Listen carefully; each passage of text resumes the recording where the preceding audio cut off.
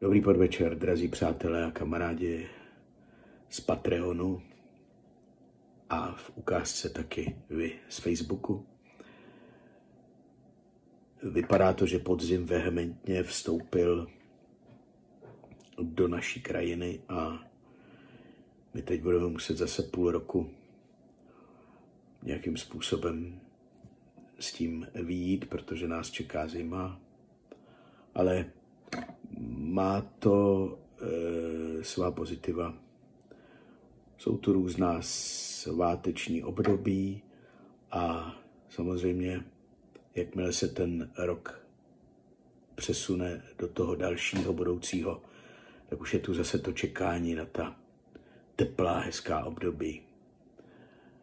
Samozřejmě tohle patří nejvíc těm, kteří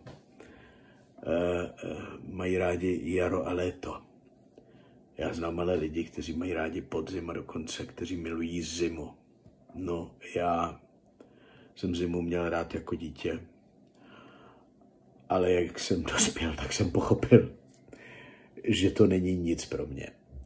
Nicméně to nikomu neberu, ale mám tady pro vás báseň, kterou jsem právě na základě toho, že jak jsem byl venku, tak jsem ucítil tu vůni a tu podzimní vůni a ta je specifická. A tak bych si dovolil tedy vám ji zarecitovat. Jmenuje se Podzimní. Pošli mi po cestě podzimní jeden jarní polibek, ať můžu přežít tu hloupost v mlze schovanou, deštěm bičující a vší slotou dobře sladěnou.